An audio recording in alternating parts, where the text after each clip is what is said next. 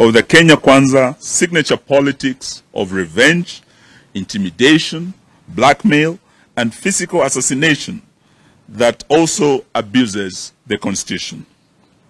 We take note that the withdrawal of security has been effected at a time when Kenya Kwanza has revived a properly resourced killer squad named Operation Support Unit under a certain Zachary Kuria, and it is embedded in the official police service for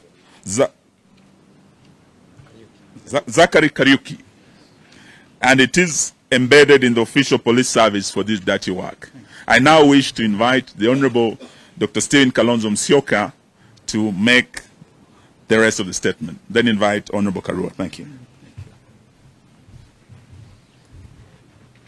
We have proper, accurate, and detailed information about OSU. We know its members wear civilian clothes. They travel in groups of 5 people from one ethnic community. They are heavily armed with lethal weapons. They are better facilitated in terms of logistics and transportation, remuneration, communication, and weapons and the country's official security agencies. This is a group that last week killed people in Kamukunji, Mlolongo, and Jogoo Road. They fired at people from unmarked green, black, gray, silver, red, and white, mostly Subaru vehicles. They also fired from one gray Toyota Succeed KBD 612G. Each of the 5 occupants of each of the vehicles was from one ethnic community, as has been stated before. These vehicles are always parked at the traffic police headquarters near the Kenyatta Hospital, at the Anti-Terror Police Unit, and Nairobi Regional Headquarters. We restate that only mission of OSU squad is to assassinate or grievously harm Azimio leaders and Kenyans protesting against harmful government policies. OSU is a squad Kenya Kwanza resolved to cooperate with, supposedly to ensure that there is no loss of life and livelihoods. It is a squad that will kill people tomorrow and during upcoming protests. We thank Kenyans on Twitter and on social media because they on their part have been able to pick on this killer squad and spread it all over. Of course, we are still gathering evidence in this regard. I now call on Mheshimiwa Martha Karua to make the rest of the statement.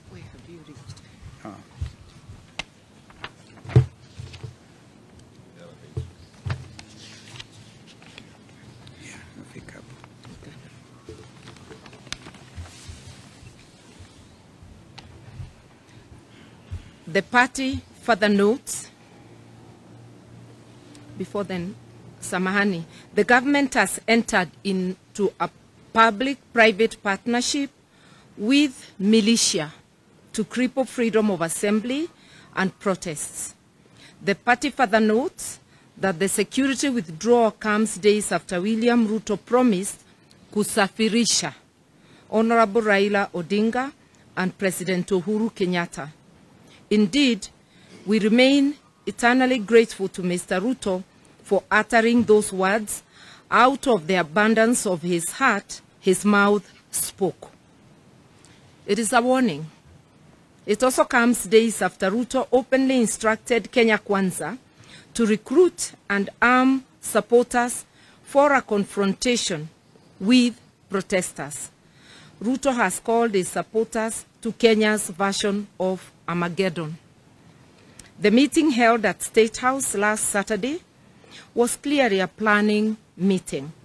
It came up with a clear command, control, funding, and mobilization of resources and people structures for purposes of carrying out genocide. Its resolutions are already being implemented. Mmoja wa viongozi wa Azimio, Martha Karua, pale akizungumza kwenye eneo ambako Azimio amekuwa na kikao asubuhi yote. Nimeona viongozi wote wa Azimio isipokuwa Raila Odinga pale kwenye mkutano huu ambao waliitisha mapema leo. Wamekuwa kijadili masuala hasa ya kesho. Wanasema kwamba kuna kikosi cha polisi ambacho kinatumiwa kuhangaisha wale ambao ni waandamanaji. Wanasema wanaogopa siku ya kesho kwamba huenda wale ambao ni viongozi wa Azimio mwelekezi wangu Mike unasema nini?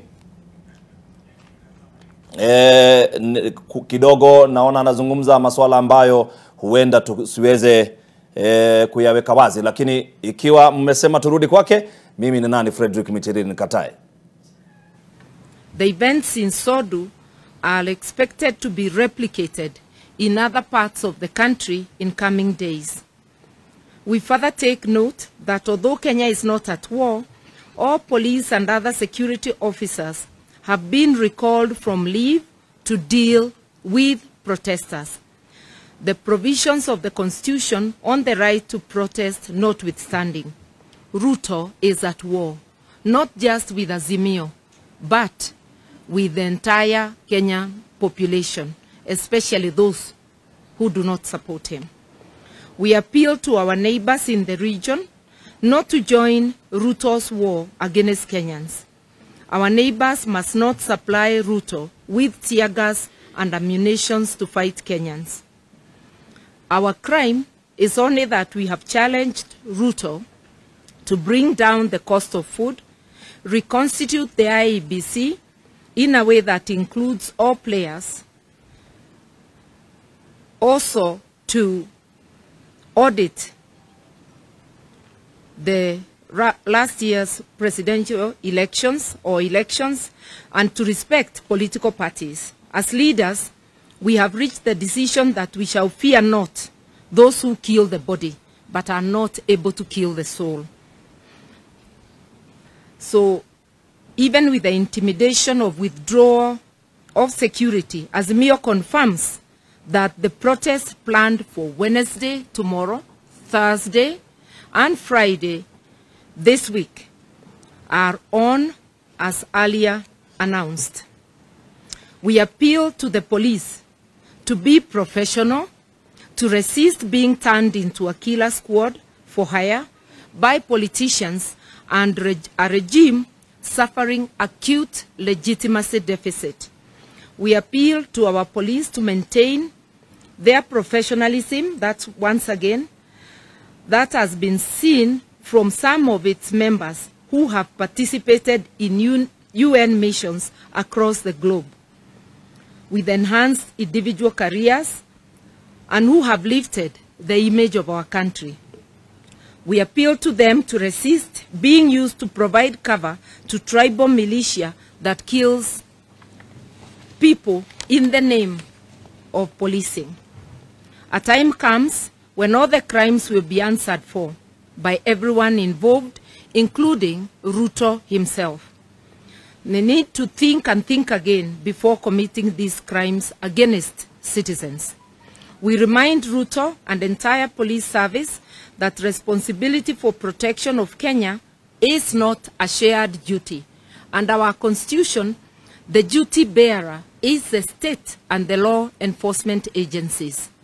As protesters, what is required of us is just to give a notice that we'll be having a procession. We have given adequate notice.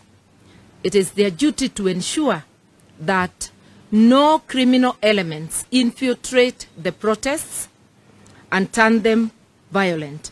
And in our experience, it is the police who have turned peaceful protests violent.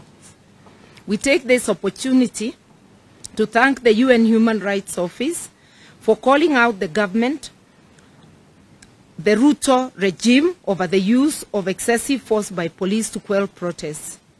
Indeed, the use of force has been unnecessary and totally disproportionate and has included use of firearms and shooting with an intention to kill and actually killing. We have always appealed to our protesters to remain peaceful, and we ask them to continue doing so. We urge our people to obey the law, respect private property and even public property in the course of protests. We maintain that we have always been peaceful until police decide to import violence, bullets and tear gas into our protests. A couple of days ago, we were able to get into town, address Kenyans, and dispersed peacefully without any injuries or deaths. We were also able to have lunch and hold impromptu meeting with the people at Kenyatta Market, which also ended very peacefully. Because there were no police, all our engagements are peaceful until the police show up and unleash violence. We reiterate that we have instructed our lawyers to prepare and institute legal proceedings against police officers who have gone against their constitutional duty of protecting life and property of Kenyans during protests. In this regard, we are appealing to all Kenyans of goodwill who have photographic or video evidence of police brutalizing citizens to share the same with us to aid the case that our legal team is working on. We further ask Kenyans to resort to citizen journalism and photography and to film state officers, including police and politicians, who in the course of duty abuse and brutalize Kenyans. We appeal to Kenyans to take very seriously the unfolding chain of events. A new dictatorship is slowly taking root through nepotism, corruption, use of force, getting rid of opponents, and suspension of the Constitution. We call on Kenyans to put on their old armor of courage and work to take their country back before this dictatorship takes firm roots. We encourage Kenyans to continue picketing, demonstrating, and protesting in their own ways, in their own local areas, as much as they can. Our voices must be heard. In Nairobi, we will have 3 convergence points: Joseph Kang'ethe grounds, Kamukuji grounds, Jacaranda grounds. Further, at midday tomorrow, we ask Kenyans to come out of their homes and bang sufurias, pots and pans to signify lack of food. The sufuria movement kicks off tomorrow and continues until the battle is won. At that hour of midday, we also call on motorists to stop wherever they are on the highways and roads and to hoot and flash lights in support of this movement. We encourage Kenyans to continue appending their signatures against Ruto and Gachagua and the entire regime. We are pleased to announce this morning we have hit over 6 million signatures. Those are 6 million citizens fed up with the Ruto regime. Let's continue signing up at tumechoka.com, tumechoka.net, tumechoka.org. Let us meet in the Kamukunjis across Kenya tomorrow, on Thursday and Friday. A luta continua. And before we sign off, apologies that our leader, the people's president, is not with us. He is in other engagements, critical engagements, and we spoke with him and we are going to report to him the progress so far. Asanteni sana. Very good. Thanks. It's you. Would you like to take some questions, maybe 2 or 3? You understand? Is there a mic? Please. Even with Oh, yeah, we can hear you. yeah. My name is Irene